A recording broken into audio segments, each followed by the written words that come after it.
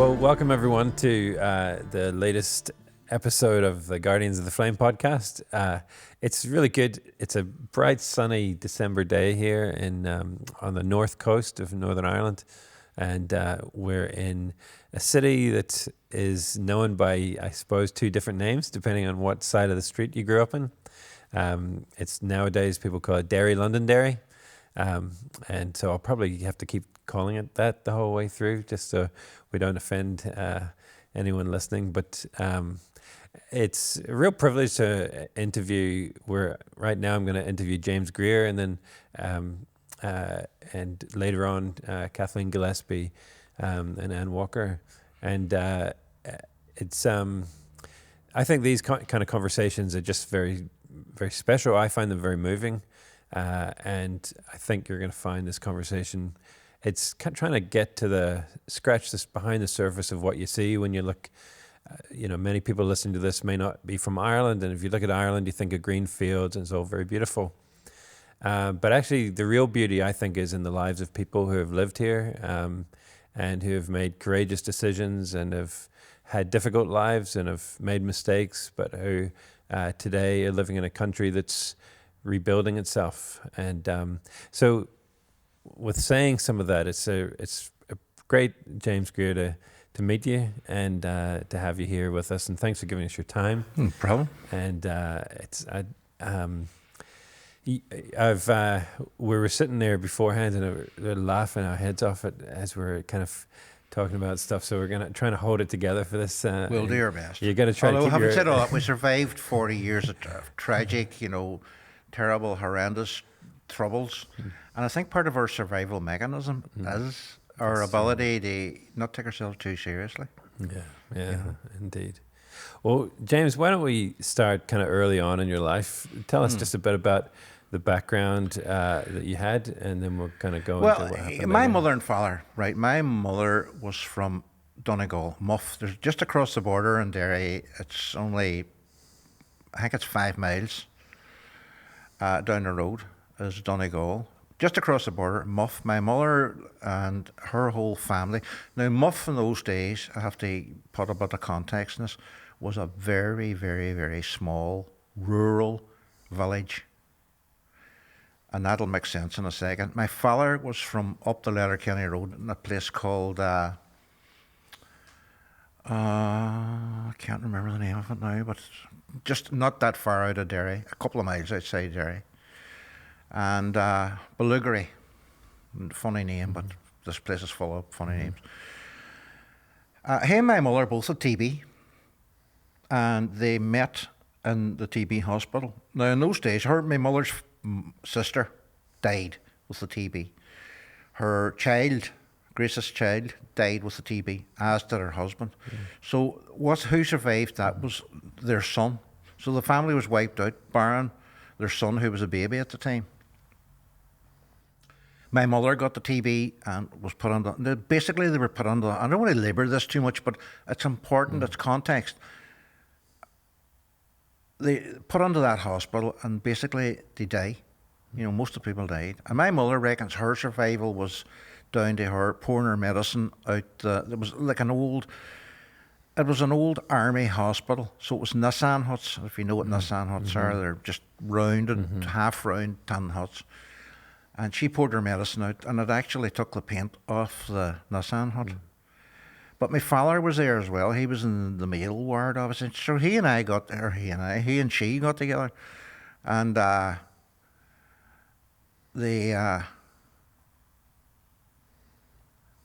fell in love, I suppose. They put it.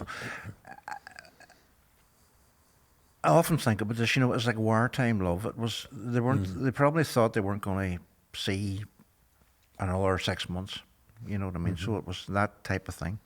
My mother fell pregnant, and you heard me saying she was from a rural village in a Donegal town village. You can imagine, the tongues wagging there. My granny was the housekeeper in a big house, so it was like Downton Abbey type affair. So the whole family, every one of them, was involved in that. My mother could not live there. That was it. So me on board, and they got on the boat down there at the foil side, and they headed over to Scotland. Now, there was a thing there called the Scotch boat, and only people of a certain age would sort of remember the boat, you know. And they went to Scotland, and they get married. Gretna Green, as they do. They left there, and they headed down. They got on a train, and they headed down. Now, they went to Bristol. I have no idea why they went to Bristol. No, I think they might have went to London first, sorry.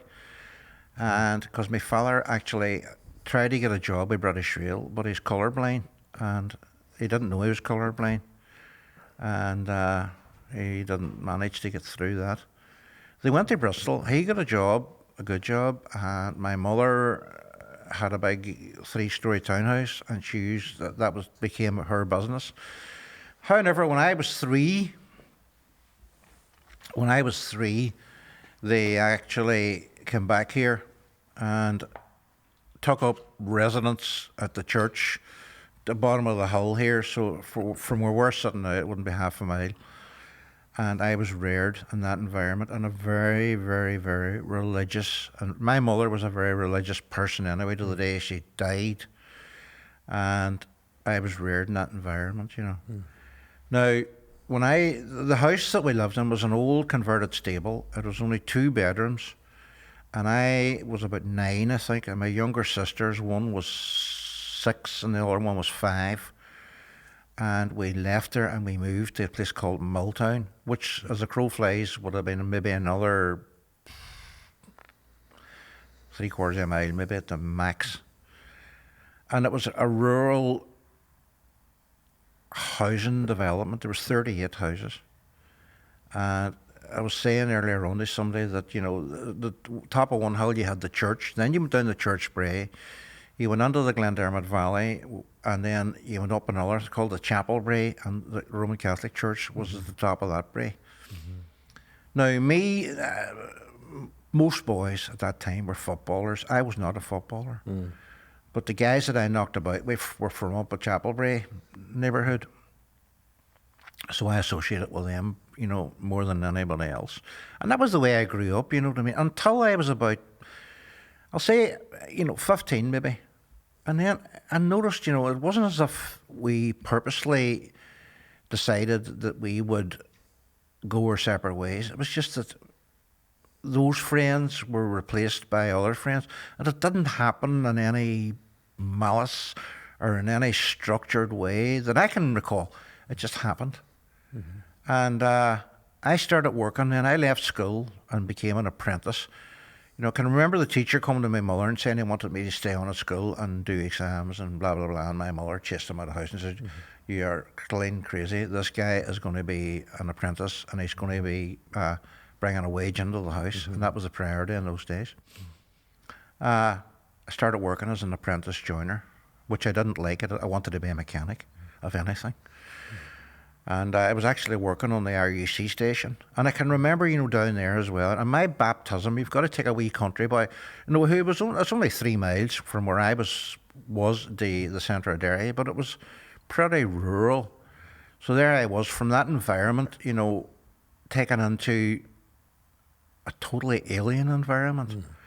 You know, where there was a lot of houses and people and hustle and bustle and bombs going off and one thing and another, because the start of the Troubles at that the point. early 70s, late 60s? I would say 1970, maybe, or, you know, thereabouts. Yeah, and I was only a boy. In fact, it was 1970, I was 15. I was there, you know, and I'll tell you just, you know, it was one of the parts that we were working at. It was 3 stories high it was a flat top. We used to go up there and watch the bombs going off, you know, and that was, to me, it was fascinating and frightening in about equal measure. You know, and another thing that sticks in my mind, you know, and it's only something that I've really, you know, learned to appreciate the severity of it now and the work that I do, that, you know, the tear gas would have been so bad in the bog side that it was blowing, if the one was blowing in the right direction, we would actually be sent home. Because, you know, somebody would come out and say, right, that's it, can't work in this environment. And what I didn't appreciate, you know, until I was much, much, much older, was that the people who lived on the bog side. Now, not people who were rioting or anything. I'm talking about people, young mothers with children, elderly people, blah, blah, were suffering. They were direct. They were on top of the trouble. Now, we were, as a crow flies, maybe, must have been the most of half a mile, but more than a quarter of a mile at least anyway, from that. Can I ask a question about Yeah, that sure. time? So, for those who watching this who maybe not from Ireland, our conflict, kind of British, Irish, the British side see themselves usually as Protestants, the Irish side see themselves as Catholics. Did you have a strong sense of Britishness at the time and kind of God Save the Queen and all that kind of stuff? No, not really. My father's mother was from the bog side. She was a Catholic. And my mother was from Muff, who did her lessons in Irish. Wow. So, but she never really spoke it. Well, she spoke it. She used to do it when she was in a bad temper. She would speak Irish, but she never really did it that much. But she was Protestant. She is a Protestant, Yeah. aye. A Church of Ireland. And my father's Church of Ireland. Although my granny, as I say, married my granddad, and as they would have said in those days, she turned. You know, and she was never accepted back into that family. So now me and a cousin of mine are actually doing research and trying to find out a wee bit more about it, because I always have cousins, you know, knocking about Derry way that I had never heard telling. So I wasn't brought up with that thing, but yet and all, you know, in the late 60s, you know, Paisley was here, and the politics in Ireland, the politics in the world, if you look at it broadly, but the politics in Ireland was certainly dictating that there was a lot of unrest and, you know, civil unrest here and civil unrest in Europe and civil unrest everywhere you went, basically. And it was like almost, you know, you have to choose a side.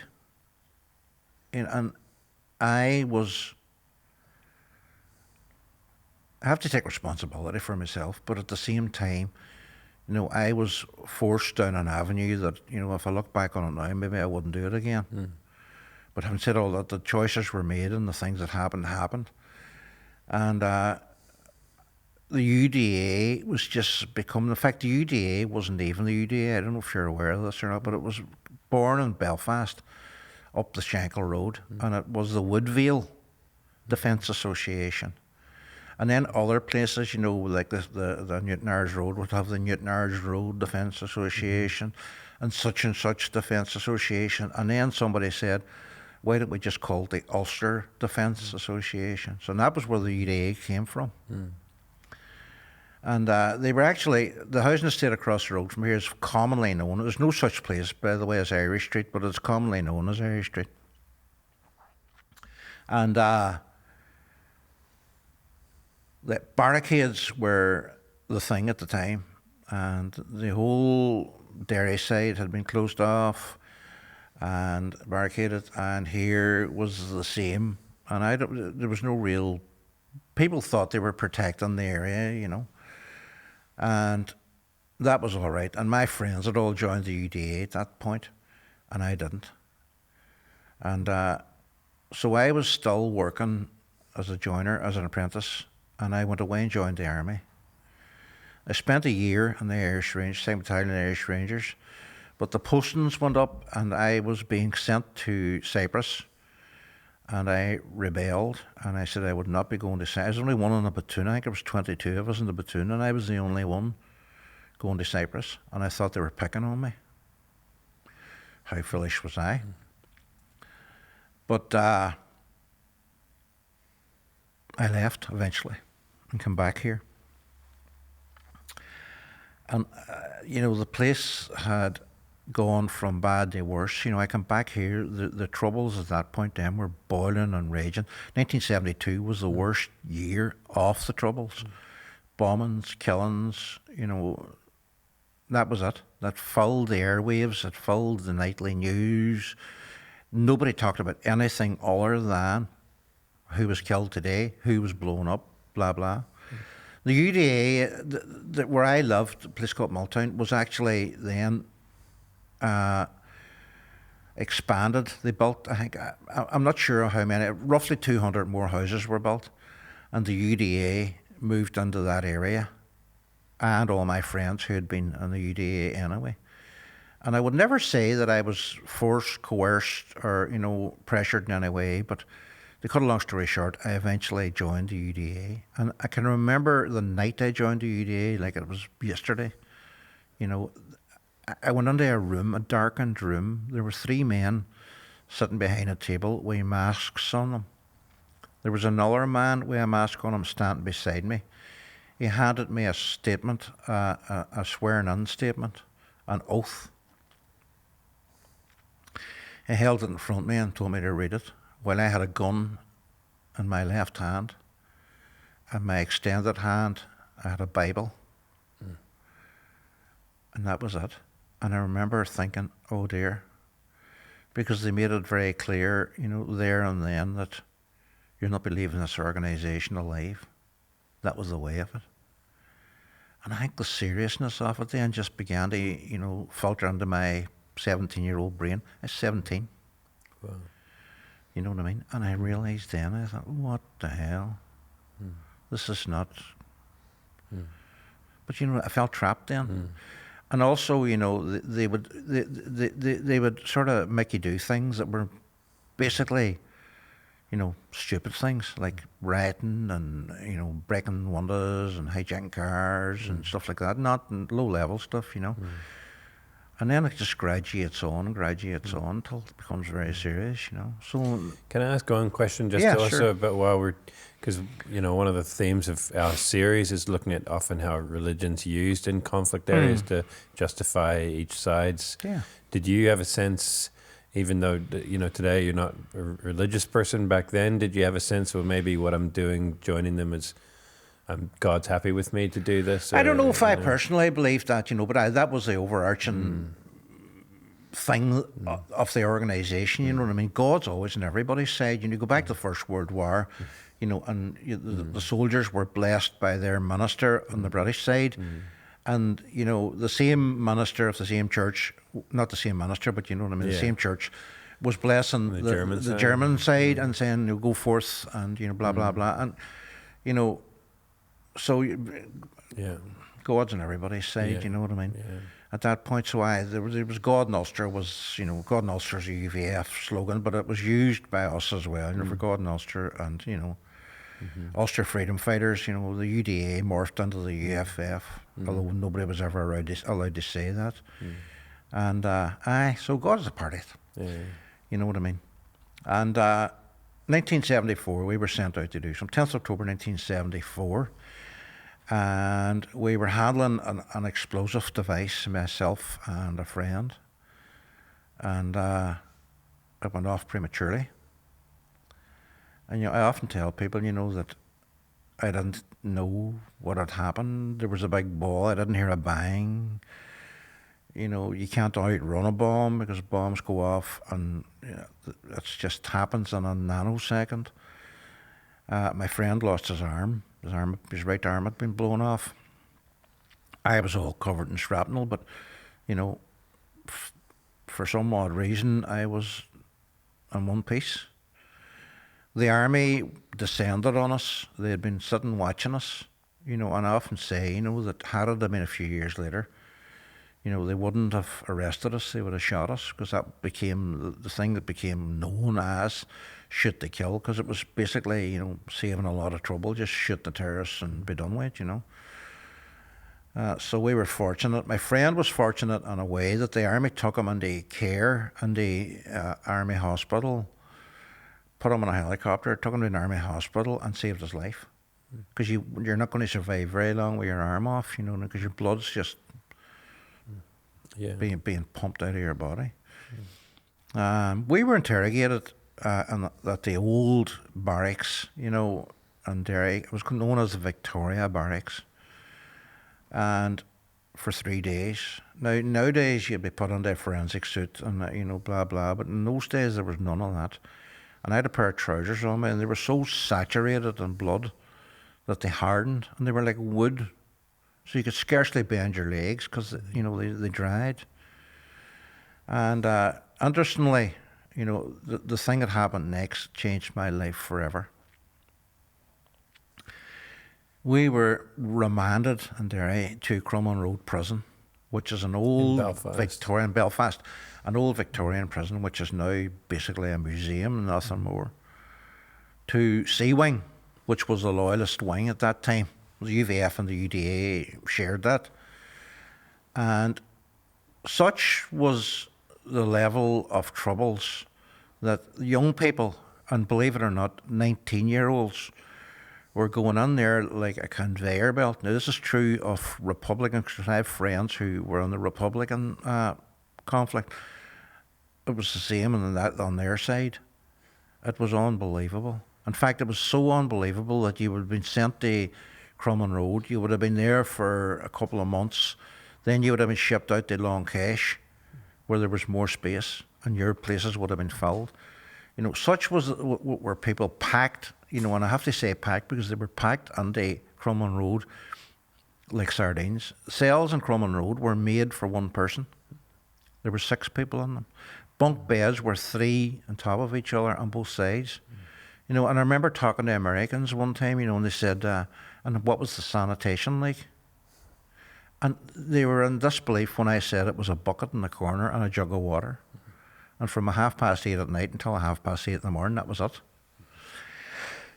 But the thing that changed my life happened there, and I'm not sure, you know, I'm thinking it might have been around the start of December. I met this guy, we'll call him Fred, and you were not allowed under any circumstances to talk to anybody about why you were there.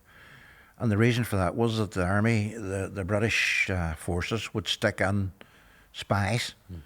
You know, and you could say to me, well, I'm from Armagh. Sure, I don't know if you're from Armagh. I just know you from seeing you, you know.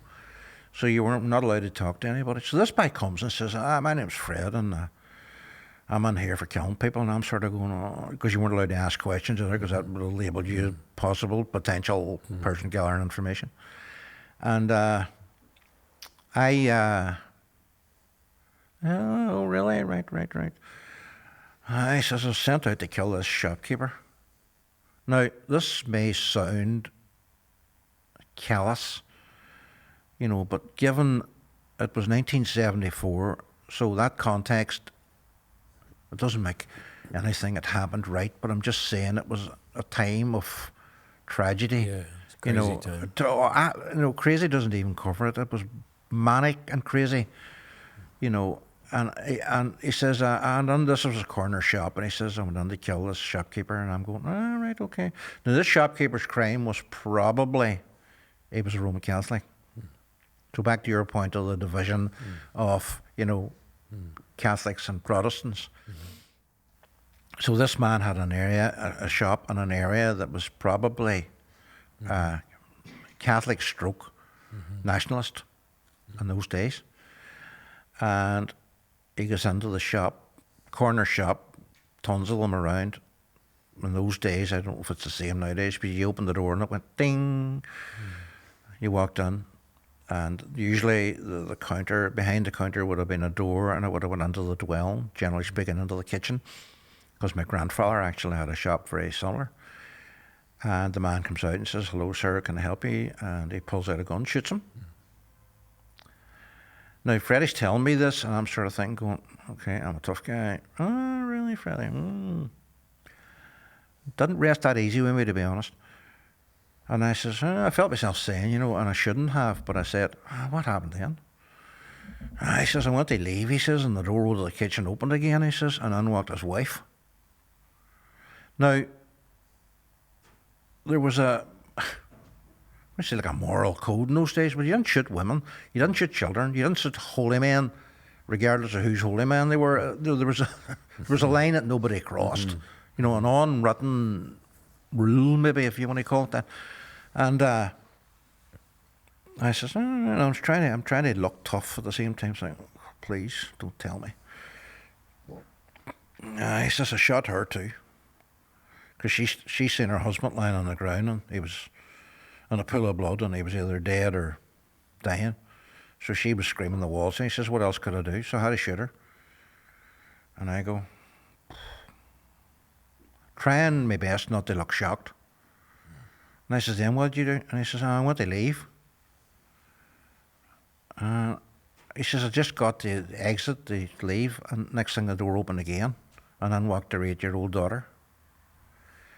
You know, he probably seen the colour drain out of my face at that point, you know, because I thought, you're not going to say what I think you're going to say. But I felt myself saying, you know, what did you do? And he says, I started shooting at her, of course. So he's jesting with his hand, you know, bang, bang, bang, bang, bang. And he says, and the girl's running around the shop screaming, and he's running around after her, shooting at her. You know, and again I said, you know, what was the outcome at? And with the most visible sign of disappointment I've ever seen, he had red hair for a start. He was, you know, with a high cheek colour. He was sort of very, you know, red anyway, naturally red. And I remembered as well, he had a brown leather jacket on him and a plaid shirt, you know, and to the day I die, that image will never leave me, you know. And he says, I said, what happened? I ran out of ammunition, he says. And he looked so disappointed with himself that he'd run out of ammunition and he wasn't able to kill that girl who'd just killed her mother and father 2 seconds earlier. You know, and I went away. I left that guy who subsequently hanged himself, I have to say. I left him and I went away to my cell, you know, and I lay down and I thought, I can't be a part of this. You know, this is too much for me, for James, you know. So I vowed there and then that whatever happened, that I would devote my life to peace, to finding, you know, peaceful solutions to our troubles here, because, you know, doing things like that were not the answer. It was never going to be the answer. You know, so that was my epiphany, you know, and strangely, you know, only 40 years later, that have I met people from both sides, you know, from Republican and Loyalist sides, who had similar experiences, you know, that things happened and they were left questioning themselves, you know what I mean? Now, I was eventually sentenced to prison for causing the explosion, and I was in Longcash. I was actually in Longcash at the start of the year in 1975. The IRA had set fire to it, so we were sort of on bread and water, basically. It was bread and soup, but nobody would ever drink the soup or take the soup because the word went out that the army had been using it as a urinal. So because it was coming from an army soup kitchen, in inverted commas. So we drank tea and had bread. Well, and how long were you in there for? In Longcash? Yes, yeah. I was only in Longcash for a few months. Okay. Then I come back. I was sentenced to a total of 15 years. That was 3 5s. So eventually was sent back to Longcash. I was there for a while. Then in those days, you know, I don't know why they did this, but they used to put us in helicopters. So they stuck us all in a Wessex. Wessex is a big helicopter. And they flew us to McGilligan, where I spent, you know, the rest of my time in jail. I left prison, you know, and prison, you know,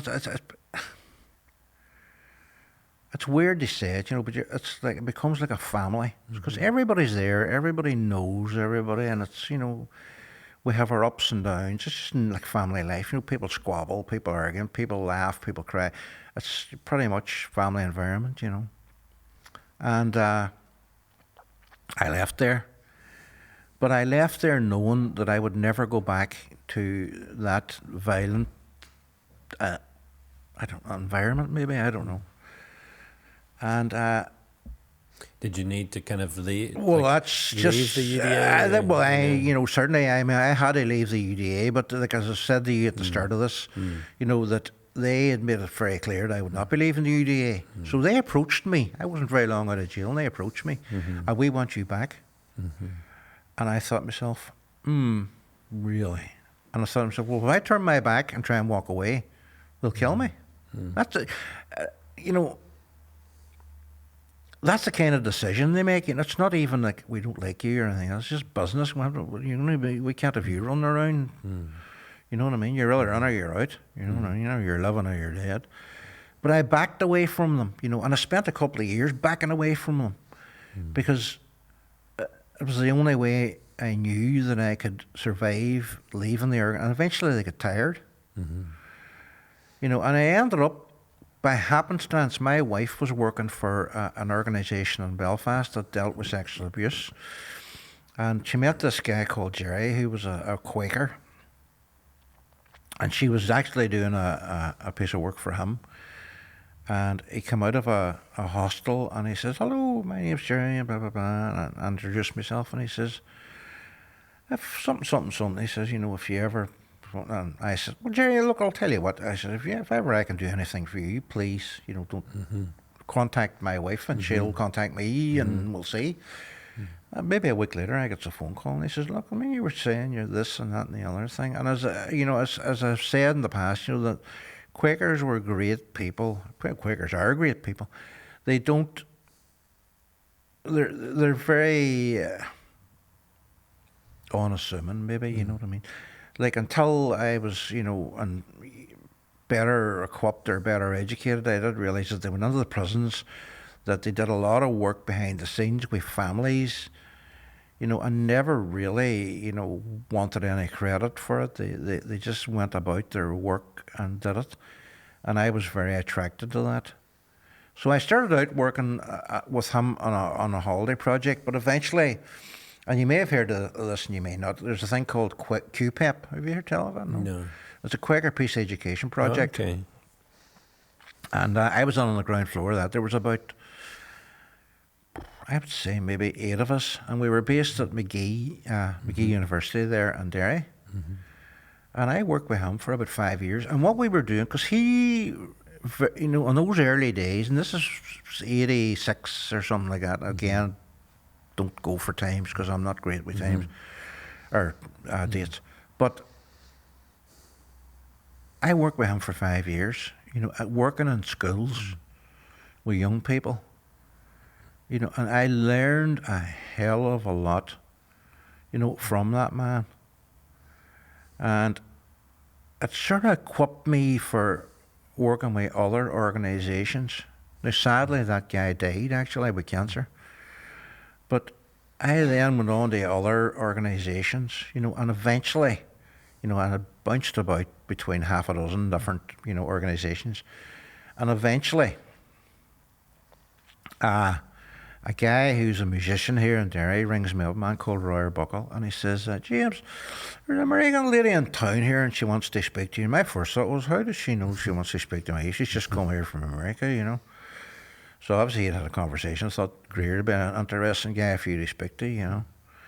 And I said, "No, I'll not be talking to her. I don't like Americans. They come here and they're just going to solve all our problems in the first 10 minutes, you know, 40 years. Oh, give me 10 minutes and I'll do it."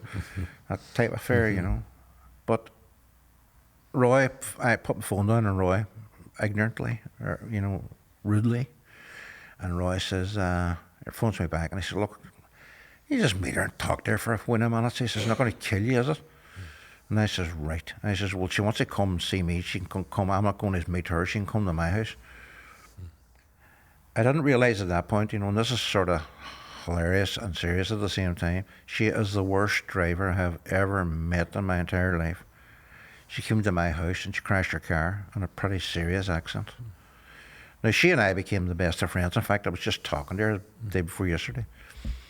And, but her introducing me to what was known as the, we Carried Your Secrets was the programme that we were in, and the overarching thing, and that was Theatre of Witness. Now, she had been involved for years and years and years in the States. In fact, in the States and various countries throughout the world, working with people in conflict and, you know, allowing them, well, maybe not even conflict, but people in stressful situations. Like, she worked with lifers in the Pennsylvania State Penitentiary. Like, life, and I mean life as in full-term life. You know, and she showed me some of her work, you know, and it was just compelling, I suppose, is the only word. She letting people tell their stories. She was allowing people, you know, and what she used to say was, you know, you have to understand here that there's medicine in those stories. Now, the medicine is, you know, good for the person telling the story, definitely. you know. But it also, you know, it's healing for the people who are witnessing the story, you know. So and theatre is in the title, but it's not overly theatrical. You know, you might be on a stage, but like the theatrical input is pretty minimal. You know, and she does that on purpose. She doesn't want, because what she thinks is people will focus on the theatrical end of it, and you may lose, you know, something in that production. And that was another, you know, life changer. Because I told that woman, like I had, you know, been married. I had never told my wife any of my stuff. I had 2 children. I had never told them. I had a massive circle of friends and family, and I had never told anyone. Now, I don't know why. Like, you know, and you find this all the time, that people like me don't tell anybody. And it felt like a secret, kind of. Aye. And you believe it or not, that's, you know, you're hitting on what the thing was. We carried your secrets, and that actually came from a girl who was part of our thing was you know, older. There was 2 generations, so it was cross generational. And one of the younger ones, like she was only, I don't know, she was only 20 or something, you know, and she was discussing, you know, that people of her generation were burdened by the past, and as much as they knew things had happened, like this young girl's father was a police officer in Oma, you know, during that horrific explosion where those people were killed, you know, and she wasn't permitted to discuss it or air it or anything else, you know, and that was bent up inside her, you know. And she came out one day, and we were just talking. I was talking to another guy about the thing that the other day there, just, and you know, she said, she sort of blurted out, you know, do you realise we've carried your secrets since we were young?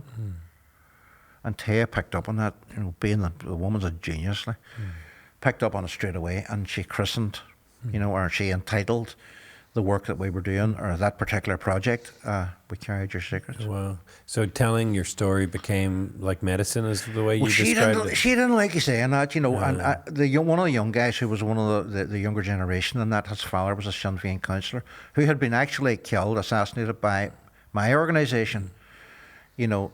And I remember him sitting saying one day to her, like, and she didn't particularly think this was...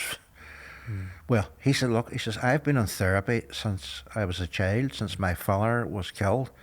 He says, and this is the best therapy I have ever had. You know, and what myself and Anne, who you'll probably speak to, would often say is, you know, there's no substitute for the truth. You know, you can't... People know authenticity when they see it, you know, and they know, you know, BS when they see it. They know lies. You can't get away with lies for very, very long. My mother used to say, you know, you lie so long, you need a good memory. You know, and that's true. And so the authenticity of what you're doing, or the value of what you're doing, is coming out in your voice. And that in itself, I think, is part of that healing process. Like the audiences, I can remember, you know, when we were getting prepared to do, I actually thought she was writing a book at the start. You know what I mean? So I'm being interviewed by her for weeks on end.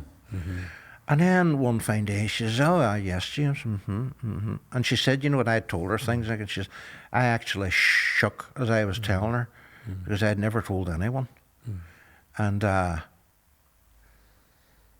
she said, when I get you on the stage, and I went, on the stage? He's crazy, me on the stage. But what she actually said was, you know, I want people on the stage who the last thing they ever want to do is be on the stage. And that was the people she got, and she got 6 people. You know, she interviewed, for my part, I think she had 42 people or something. Wow. So it was the same for everybody. So she didn't just go and grab the first 6 people she found. You know, she must have interviewed hundreds of people. You know what I mean? And that was her. Thora would not even begin to describe it. You know what I mean? I wonder, James, we had a couple of interviews in the last couple of days, and one of the themes coming up was about memories and remembering, and what's the best way to heal a society. Even we were talking about places like Bosnia, where the Srebrenica massacre was, and other massacres and things, and of course Northern Ireland. And what's it? One way to deal with the past is war criminals. The Hague, put them in front of a court. Another way is South Africa, the Truth and Reconciliation Commission. It's more voluntary. People voluntarily tell their stories, tell the truth. It seems like it's not always easy to know what to do with the past, and then you got expensive. You've got the Bloody Sunday Tribunal here, which it was certainly necessary, but there's so many things that happened during our conflict. And where do you start? What's your feeling about the past, and as a society, how do we move on? I think people holding on to the past, and I often say this, that the last Japanese soldier emerged from a jungle in 1976. Now everybody knew he was in that jungle, but they couldn't find him. And eventually they sent a guy who had been out looking for him. They knew his name, and they went up with loudspeakers. He said, "Look, come on." He actually said afterwards himself, "I thought they were trying to capture me. I thought they were trying to bluff me into coming on." Because I think there was 3 of them, and he was the only one. The rest of them died with old age, And that's hard to believe, but that is the truth. Yeah. So I often would say to people, when we're talking and we're doing workshops, I'm like, is this what we should do? Should we carry on? Should the war in Europe be still raging? Did somebody in 1945 say, right, we have to learn from the past here, that the First World War was the grounds for the Second World War? Do we want a Third World War? No, I don't think we do. So we're going to have to figure out a way of doing this. And they instigated the Marshall Plan at that point. And so that's what we're trying to do. I think, we are maybe still in the foundations stage, but I think there's a wide recognition now that, that what we are doing is of great value. I would never blow my own trumpet, and never would even attempt to blow my own trumpet. I am part of a larger body of people who are, serving our communities, and far and wide, in fact, if it comes to that. But, serving our communities by sharing our experiences. Like we talked about forgiveness earlier on. Forgiveness for me is, it's a religious thing, and I do believe anyway. But how do you forgive? When do you forgive? Or, like if you took my pencil, I would say, don't worry about it, it's only a pencil. If you killed my family, I might think it slightly differently. So what I often say is, instead of forgiveness, is try and understand. Try and look at the other person and say, what was going on there? Was it, forgiveness. If you think about forgiveness, it's a massive, massive, massive thing, and it's a standalone subject. And it can, as a word, mean lots of different things to different people. Of course it does. It's hard to define. I think what you're describing is empathy, is putting yourself in someone else's shoes. Yeah. Do you ever, when you reflect back, like we interview people who were victims during the Troubles or in other conflicts, and people who were former combatants, do you ever sense that in some ways you were a victim, in that sense, or did the whole society were victimized? I think society, our general, society were victims. I think me at 17, when I signed up, I was 17 years old. Was I a victim? Was I a boy soldier? People they go into Rwanda and say, "Oh, they're boy soldiers." All right, I think we were boy soldiers. I remember being handed a gun and not knowing what end it was up. Do you know what I mean? And I do believe, and I know a lot of people don't like the idea that we would regard ourselves as victims. Yeah. But at the same time, how do you, I know I was a combatant, I know it's complicated. Yeah. You know what I mean? Pardon me, but if you want to try and understand, me and 2,000 other young people who were through the process as victims or combatants or both. Yeah.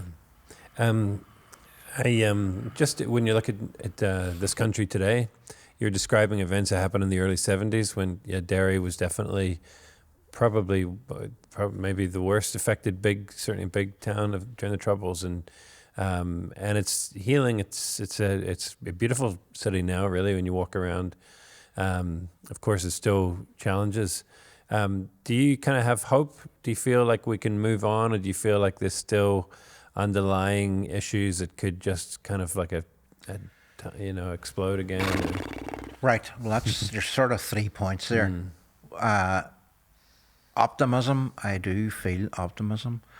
I do, now see some ownership of Derry for me, and I think there's a lot of people, showing that. I'm going to say civic pride, but I'm going to say that there's an ownership of Derry, and there's been a lot of work has happened in Derry behind the scenes to make that happen. For people like me to own whatever I own of Derry. But I talk about Derry now with great passion, and the history, and I could sit here now and talk for another week about the history of Derry, but we have one of the richest histories of any city in the world, in all seriousness, and how it actually affected the world. Like the cathedral was the first Anglican cathedral built after the Reformation. Right. No, do people know that? I doubt it very much. You know what I mean? I'm talking about St. Colum's Cathedral, by the way. So and taking ownership of that, is important, and it's healing, and I think young people have a better grasp or a better understanding maybe than young people now. I don't think take anything at face value. My father would have held a newspaper up and let you look at it and say, look that's in black and white. You're going to argue with that? That's a gospel. Bible on one hand, what's the difference? Yeah. This is the truth. Yeah, newspaper was seen as absolute truth. Well, it come out in it. His notion was what can't speak, can't lie, type affair, Yeah.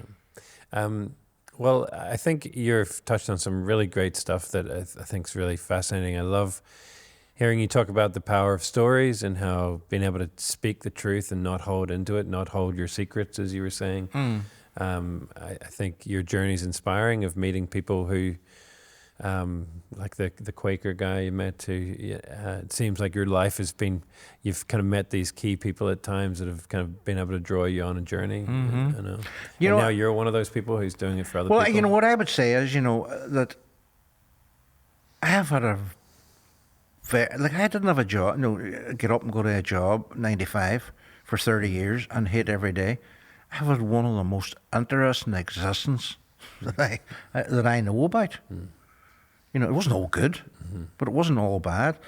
But I'll tell you what, it was a journey, and a journey that I don't know if I would change that much of it, to tell you the truth, because where I am now, all the things that happened in the past have steered me towards where I am sitting here now talking to you, you know what I mean? And I think that's important in itself, and if I can affect, change, touch, inspire other people, that can only be good in my mind.